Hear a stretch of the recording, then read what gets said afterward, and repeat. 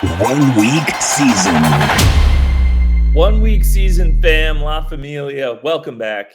It is week 9, DFS FanDuel Labs. My name is Mike Johnson, mjohnson86, your host. We are here to get you ready on Wednesday, October 30th. Sporting my orange hat again, day before Halloween. We're going to get a sugar high tomorrow, and then we are coming off an OWS DFS high from week 8. Littering the leaderboards on FanDuel, on DraftKings. Big week, hit on a lot of things. Really a fun one. You know, we've got Jameis Winston back in our lives, which is always a blessing.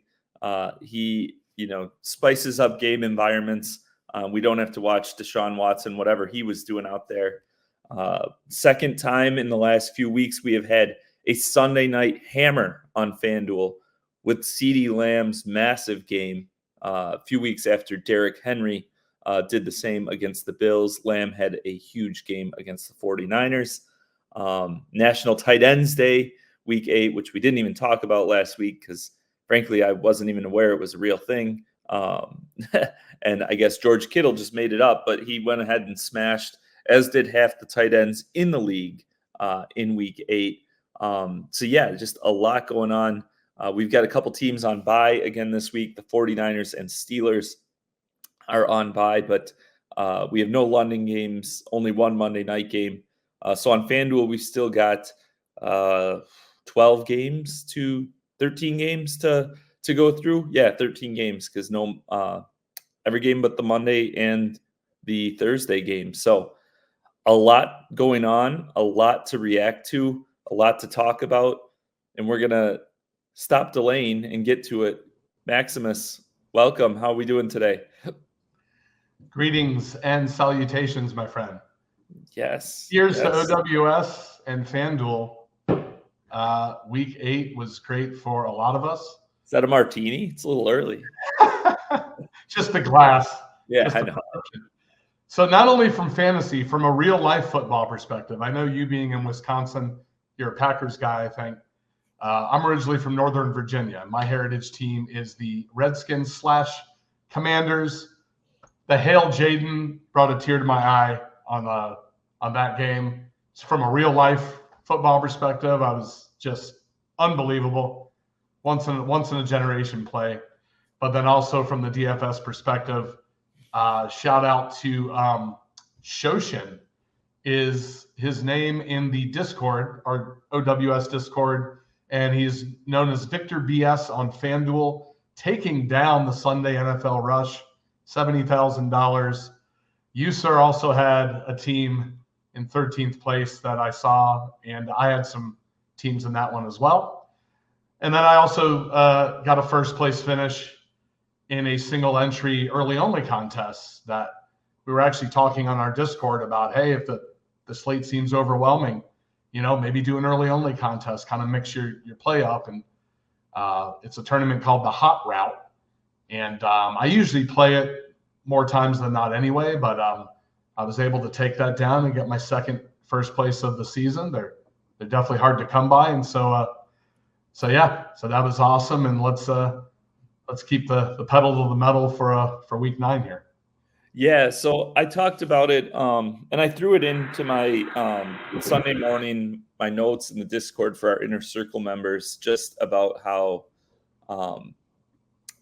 like you said, so last week on FanDuel, it was a 14-game slate because there's no teams on bye, right? And there's no London games, only one Monday night game. So we had 14 games. So the issue there is, I think the biggest thing people struggle with is limiting their player pool. It's like you're so afraid of missing out on a certain guy, or like, well, what if this spot hits? What if this spot hits? But the reality is those outlier spots are so rare. And, something I've talked about is I think that one of the keys to DFS is not it's avoiding the negatives more than hitting on all the positives. Obviously, you have to hit some players that have good weeks, and that's very important. But I think that the biggest issue many people have is the more players you play, the bigger your player pool. If you're playing several or anything over like 5 entries.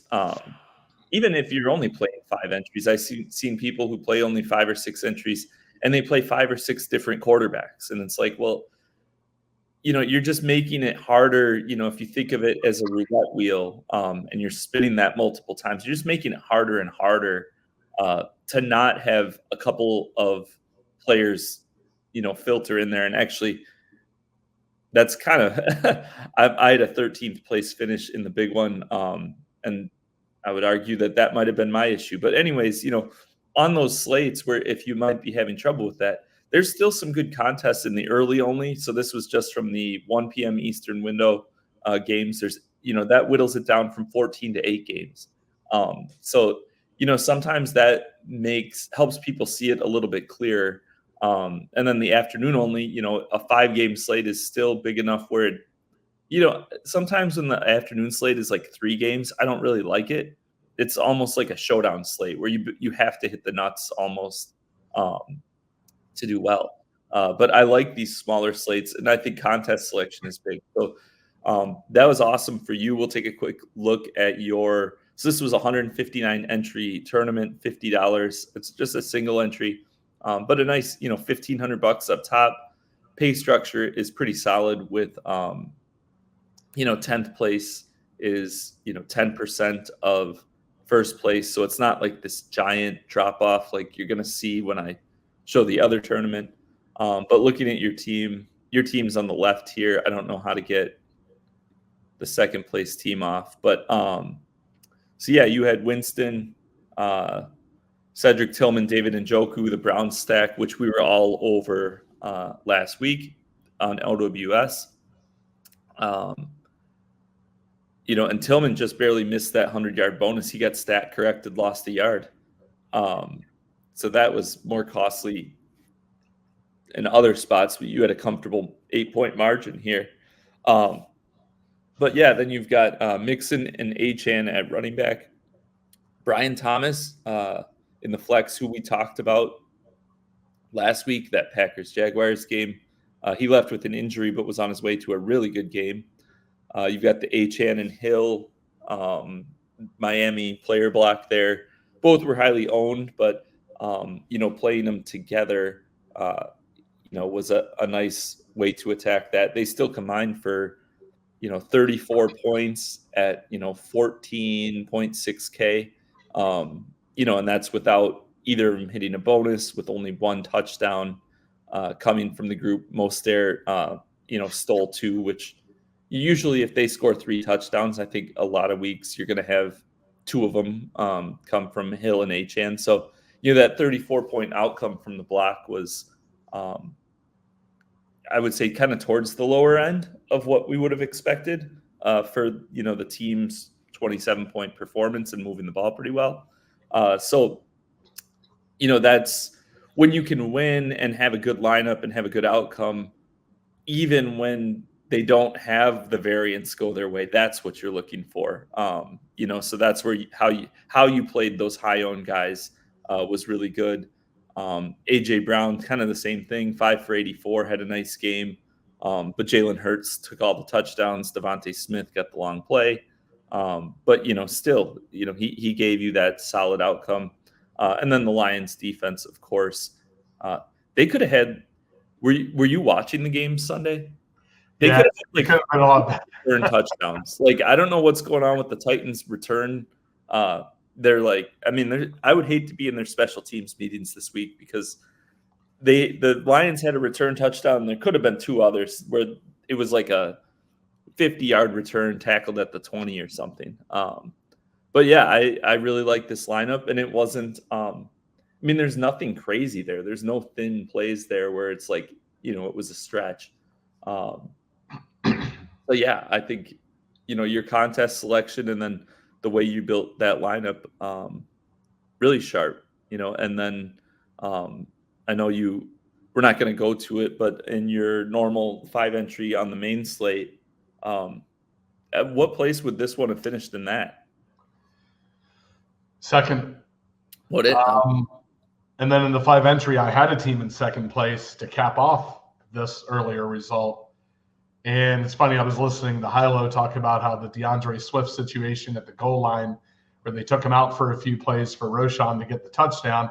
I was in that same situation on my 5-entry max team, my best 5-entry max team. If he goes ahead with that touchdown, and obviously he was on fire, just having another great game, but maybe they needed to take him out for a few plays. Maybe he was banged up a little bit or something. But if he gets that, I stay in second place that way as well. And that team was actually a Jalen Hurts double stack.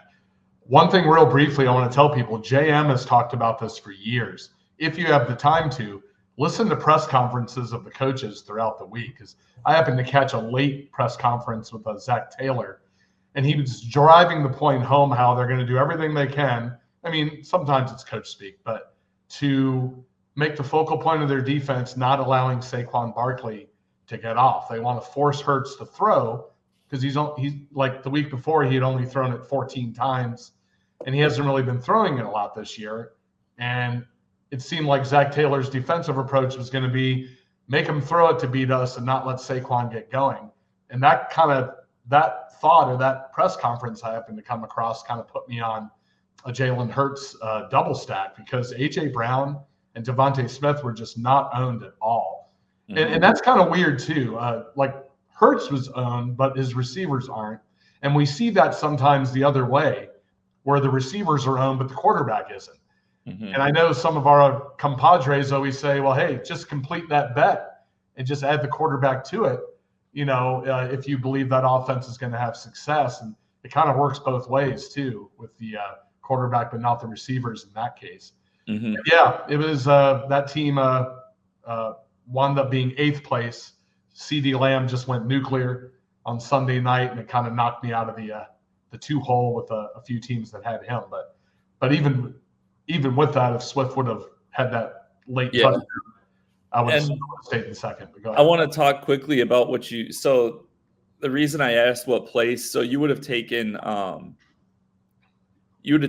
second place in that main slate tournament, right? With this team on the left here that took first in the early only. Correct?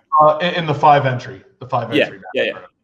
So I bring that up because, like I talked about earlier, just to kind of tie the thoughts together, is limiting your player pool. So you think about that, the main slate, you had CeeDee Lamb go nuts. You had Lad McConkey have a big game. You had James Cook had a huge game.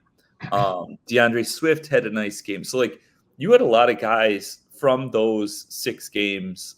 George Kittle. You had a lot of games from the afternoon and the Sunday night game who put up really, really nice scores.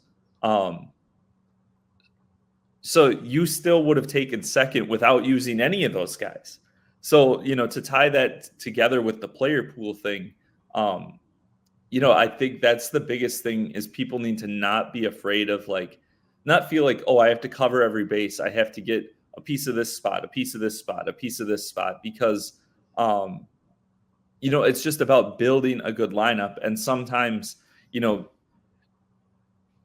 whatever it may be, if you had thrown this lineup in the main slate, it would have taken second place. And it's just interesting how you would think, well, CeeDee Lamb, George Kittle, those were had to have guys, but clearly they're not. There are ways to accumulate the points you need to. And I think that narrowing things down is an important thing for all people. We'll try to get to the building for this week, but I'm going to quickly bring up, this is the 650K, the Sunday NFL Rush. This is their $3 tournament, 195,000 people. So just a massive tournament. First place, 70K. Like I was talking about before. So in this one, 10th place is $1,000. 13th place is $500. So a huge drop off there. Obviously, that a part of that is there's 2 things with this. They were still paying 70K to first place, and then they were paying half the field, which kind of makes it a pretty plus EV tournament. But if you see at the top of the leaderboard here, Victor BS, shout out to him. His team is on the right of your screen. Took first place, had a Purdy, Kittle, Lamb Sunday night hammer, just went absolutely nuclear. And then, had a lot of guys we talked about last week. Had Jacobs, who was on our build last week, Devon Achane, had Tillman, of course, Tank Dell from the Texans, and then K. Dotton, who was pretty popular and, didn't disappoint. So shout out to him for his first place finish. You can see my team on the left there took 13th. I actually had two lineups in the top 100, another one in 120th place, had 6 in the top 1,000. So a pretty good showing for me, but just, contest selection is important. Now I knew what I'm getting into. I max enter this because it's a $3 tournament. They've had guaranteed overlay with it and paying half the field. So even in weeks where I haven't picked that well, I've basically broken even on this tournament. So I've just been maxing it using the Bink machine. The one that hurt here was Demario Douglas. He was in my player pool. I think he got hurt by Drake May going out. I think he probably has a lot better day. I don't think he scored a point once Jacoby Brissett came in. But this is one that, if I probably would have gone with like Ricky Pearsall, from that late game along with Lamb at about the same price point. Or, frankly, I might have played Yoshivas opposite Barkley in the early game after T. Higgins was ruled out. So maybe it might not have cost me that much money. But again, either way, a nice showing, 13th out of 195,000. But, that's to the, it's a chicken or egg argument. This would have, I could say, this would have won this smaller entry tournament or this, higher dollar tournament. But also, I'm not putting 150 entries in the $55 tournament. I'm not doing that kind of bankroll weekly. So, it's not like, if I had built 20 lineups in that, this one would have been one of them. So, but a good week, very good week for OWS. Hitting on a lot of the things we've been talking about. It's ready to carry that on to week 9. You have any thoughts? No, it's like you said, definitely, it's hard. We all go through it. The FOMO of, what spot am I missing, or I got to find a way to get this situation or game environment in. But ultimately, it's about the way you're building, the way you're constructing the roster. And if you feel confident about it, like I did with the early only last week, like, for instance, in that case, late swap wouldn't have even mattered. Some of these other aspects that we like to include, which definitely can be an edge. And then you actually mentioned this last week about, the Sunday night games this year for FanDuel. It's not always necessarily going to be a benefit to leave a spot or two for that game. But obviously there's certain games, and I think this week could be another one where you probably do want to leave a spot or two open the way that it's playing out with Flacco is going to start now and against Minnesota. That could be a good spot to maybe, if you're doing multiple entries, set aside something. But overall, if you're just confident with your build, it's doing your best to not have that FOMO of trying to fit everything in, especially on a 13, 14 game slate. Inevitably, you're not going to be able to do that. So it just goes more to the way that you're building the team with the roster construction and then, being confident about it, putting it in. So. All right. I like it. Let's build. So I know you were texting me. And they do have this tournament basically every week. Their $222 tournament, the Sunday NFL Blitz. Structure is really good. It's 5,000 entries, $200K to first. 10th place is 7,500. So a little bit higher multiplier or difference there. But these are still pretty good returns. Obviously, it pays out the top 1,150 out of 5,000 entries, so about 23%, which is a solid breakdown. And then, yeah, I know you said you hadn't really noticed it before even, but you got a little cash in your pocket, so let's roll up the stakes. Like Mike McD in rounders. Let's roll up the stakes and see what we can turn it into. So we'll build for that one. What do you got for me this week? Yeah, and also over 20% of the field gets paid. I think it's 1150 is the total entries that get paid out on this tournament you're talking about. So yeah, 23%. Yep. Excuse me. Yeah, a little more than 20%. I have to go off my screen, unfortunately, 'cause my Google Chrome is messed up, and I've been good. Yeah, just to go on the screen to build. So if I'm not looking directly, apologies. So there's 2 spots so far in digging to week 9 that have clear game totals that are at least so far kind of separates from the rest of the field. One is they're both healthy game totals. One is a closer spread overall, and another one is it's definitely a potentially good game environment. So I'm going to throw a layup and then let you do the heavy lifting, I think, on where we go from the starting point. So let's go ahead and put in, amazingly, we haven't built a team with him this season. We reference him since last year a lot, but let's go ahead and hit up Josh Allen with the Buffalo Bills. His ceiling games have been at home this season. And we talked a few weeks ago about what the acquisitions of Devontae Adams with the Jets and Amari Cooper would mean for the teams that they were being traded to. And we made mention about how, in the case of Amari, the potential there was it was going to open it up for other players on the team to kind of have some spike weeks and some, potential involvement more constructively with that team. And so I want to go ahead and pair Josh Allen with Keon Coleman. Definitely a guy that's had a lot of usage over the last few weeks. It seems like he's been on the come up. Allen's getting a lot more comfortable with him. Maybe the presence of Amari Cooper is kind of assisting that. And he's only 6,000. His price hasn't really changed too much. And so Allen stacked with Coleman.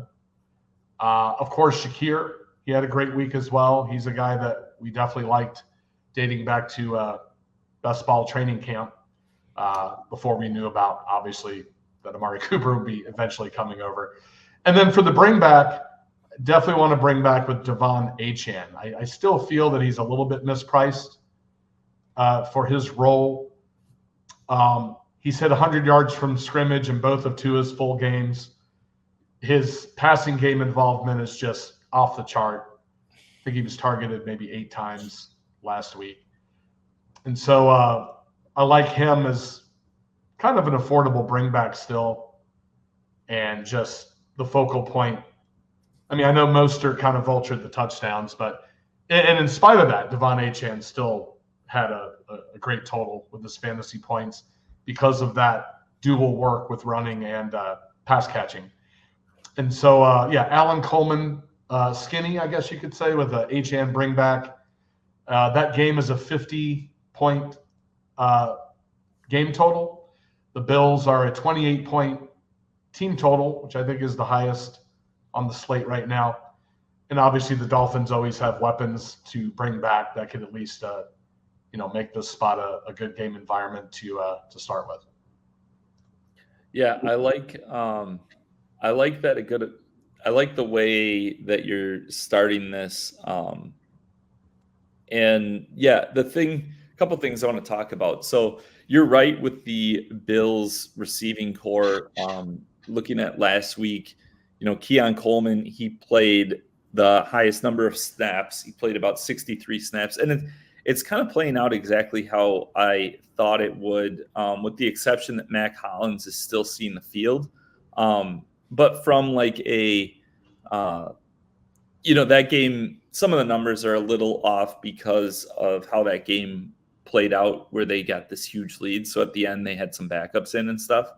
Mitch Trubisky played 7 snaps. So, but Keon Coleman, he led the team 63 snaps out of 76 plays. Him and Khalil Shakir. Shakir saw less snaps, but he ran the same amount of routes. Both ran most of the routes, and then they had 9 and 7 targets. Shakir also got a carry. Amari Cooper in that third receiver role, he kind of got spelled a lot by Mac Hollins, but Hollins wasn't targeted. Amari only saw 2 targets, but Hollins ran far fewer routes. They were kind of alternating. I do think that in the next couple weeks, Amari is going to have a blow up at some point. Might not be this week, but I do think it's coming. And for sure, I think he's a guy who, after they have a week 12 bye, and I think after that, down the stretch run, he's a guy that's gonna break a slate or two. But the thing I want to talk about with this starting point in this lineup is, so Allen, you see these numbers next to the players' opponent rank, and it's how opponents rank against the opposing position when you're looking at this. So from this, the Dolphins rank first against opposing quarterbacks. So at first, a lot of the field looks at this and thinks, tough matchup. Do I really want to touch it? I think James Cook, after the big game last week, you see it looks like 23rd, his opponent. It's got the green number.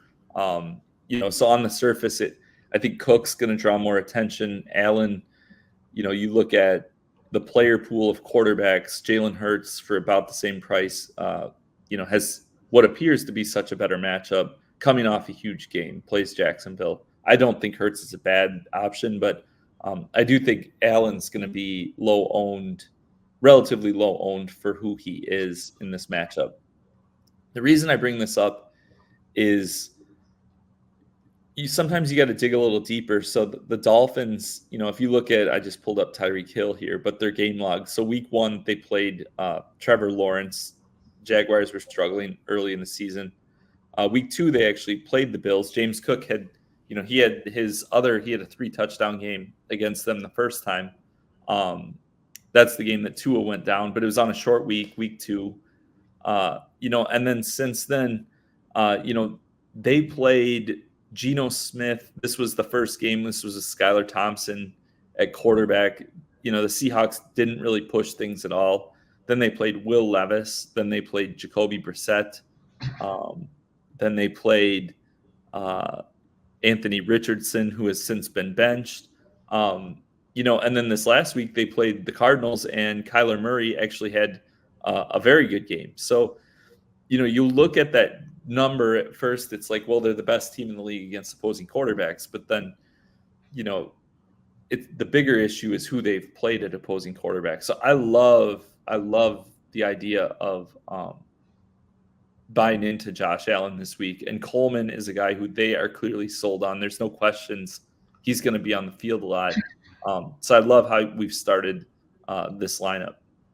So then, now we've got to look, how do we build the rest of this lineup? So, running back and tight end are kind of the spots that are interesting for me. I am expecting TJ Hawkinson to play this week. I think he's going to step right in there. And I think, we've seen the Vikings offense, just like even Josh Oliver and Johnny Munt, I think, have been able to put up some points. And I like the way that this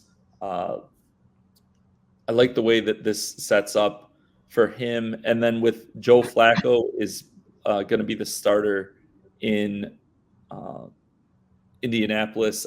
Michael Pittman, I think he'll be popular, but getting that Sunday night game for a cheap price, we're looking at just over 11K between Pittman and Hockenson.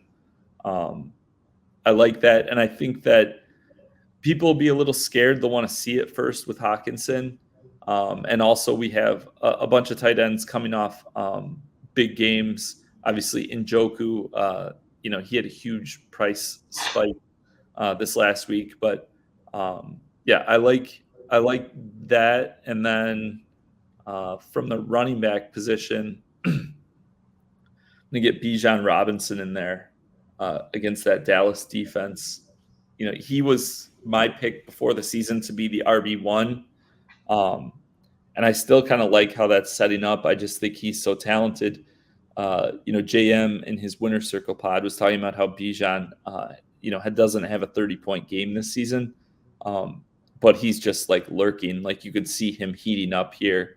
And we've seen the Dallas defense is just basically broken right now. So, I'll send it back to you. Maybe pick a defense and a wide receiver, and then we can talk through flex options. Yeah, I'm glad you went to that Sunday night game. We briefly mentioned it at the beginning. Yeah, Hockenson at 5,600. Interesting to see his practice report this week, but as long as he's continuing to progress, I definitely like that spot. I will give one other shout out too, though, in that game, possible flex, maybe on another if you're doing multiple entries. Aaron Jones, he's averaging 112 yards from scrimmage in his 6 full games with a 50% red zone share. He's only 7,500. I think that's a decent price for his potential, and somebody else that I'll, along with Hockenson, that I'll be targeting potentially maybe in the flex spot for that Indianapolis, Minnesota game. And then as far as defenses go, we probably have to steer a little in the cheaper range on this particular team. And a couple that I like are Arizona at 3,800. They're at home. Chicago's traveling across country. Obviously, DeAndre Swift's looked incredible, but Caleb Williams has not. Definitely turnover possibilities in that. I also like the Washington Commanders, especially if Tyrone Tracy doesn't come back from the concussion protocol. Daniel Jones just, always a turnover candidate. Commanders have been really under the radar, a pretty solid defense that they probably weren't projected to be. And so kind of around that 3,800, 3,900 range. A couple of defenses I could see that are at least playable.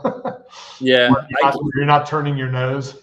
I can't imagine that that Tracy plays. He suffered that concussion Monday night, so he's got one less day.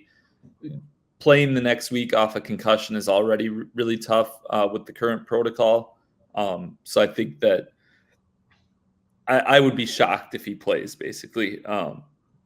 So let's go ahead with Washington, and then what are you thinking for? Give me another receiver, and then we can talk through flex options. Okay, let me catch up to you. So we got 6,700 left for 2 spots. 6,700 for 2 spots. Well, since we're not going to the Arizona defense, his price never seems to move. Love playing him. I mean, obviously he wasn't a factor last week, but DJ Moore for Chicago, I think he's 6,600. He continues to be in that range of where he's definitely viable and playable if they can figure out how to get him the ball. So I would say DJ Moore would be a candidate. I don't know. What does that leave us with? 68. Well, that's somewhat of a healthy, probably get some options at the flex there. Unless you want to do a mini correlation of another game environment. Let me see, because I'm having to change screens here. So let me see, put the Commanders in.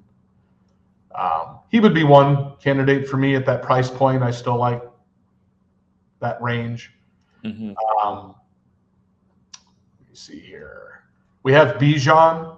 So if you wanted to maybe have a bringback, I mean, we know the Cowboys are going to be passing a lot. They can't run the ball.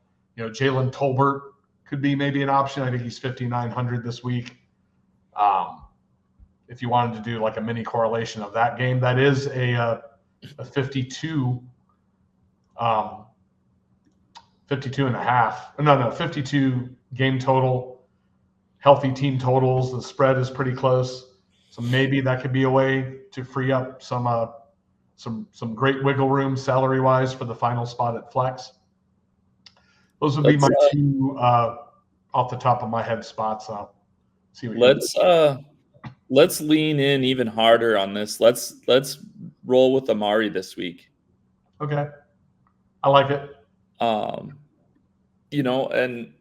I mean, here's the thing too is, we've seen like the Bills, like they've really run it up on Miami before when they've had the chance. You talked about it early in the year. Allen had he's got 2 30-point games, 31 and basically 31 points against the Cardinals and the Jaguars. I think that if you are playing Allen, we talked about Hurts. I think Hurts is in such a good spot home against the Jaguars that if for Allen to really pay off, you're looking for him to like smash, like for his like 35 to 38 point game, which he gets. It seems like he gets 2 or 3 of those a year, right? And if he's going to do that, we're hoping for 1, maybe 2 rushing touchdowns, but he's also probably throwing for, 300 yards, 3 or 4 touchdowns. Like it's going to be one of those like full, like Bills dominate games. If you're hoping to separate yourself from the Jalen Hurts rosters. So I think that's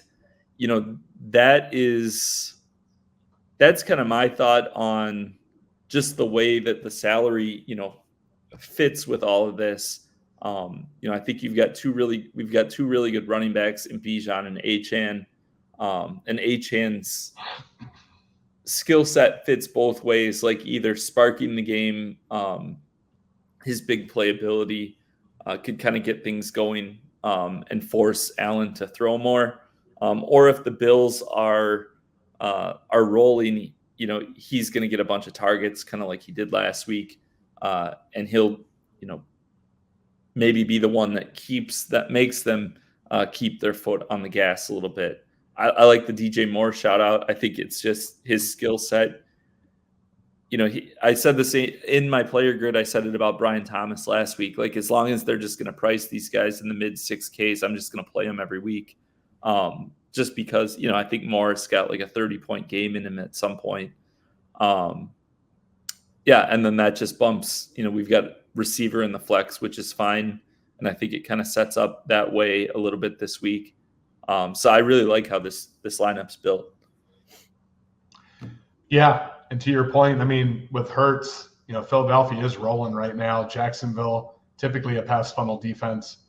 So you're going to need Josh Allen to be explosive probably. Although at this point, with so many injuries on Jacksonville, maybe another way to leverage this, although he'd be too expensive for this team, is just play Barkley and hope the touchdowns come through him, maybe on the ground, maybe on another team to boost Allen if he's passing the touchdowns in. But yeah, Hurts price really bumped up too. He was like, I think 85 or 86 last week, and now he's the highest priced quarterback on the slate. So yeah, no, I do like this. Definitely like the, Cooper's capable at any time of blowing the top open and getting exposure. In this case, the mini correlation is the Sunday night hammer. And so, yeah. And Bijan's had like almost 20 opportunities between touch and target 3 weeks in a row now. And the eye test, he's just making people miss. He's definitely coming into his own this season, I think. So, yeah, I definitely let's go ahead and put it in and ship it. There we go. Good deal. All right. Well, that'll do it for this week. We went a little longer than normal. We're at 40 minutes here, but it was good discussion recapping week 8 and some of our your win and some of our other OWS successes. We are continuing to roll along, and the After this week, we will be halfway through the NFL regular season.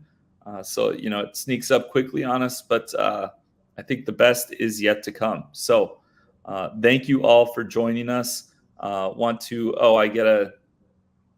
So Aaron doesn't get after me. I want to talk quickly about, I can't find it, but check out the site, oneweekseason.com. We've got mid-season discounts. I believe it's 30% off right now for Inner Circle the rest of the season. Here we go. There's the banner. Use code OWS30 to join for Inner Circle the rest of the season. Check us out. We're having a ton of success. We are just heating up, and I think early in the season, it's people even get frustrated just with the NFL in general. Teams aren't passing well, tight ends aren't scoring, yada, yada, yada.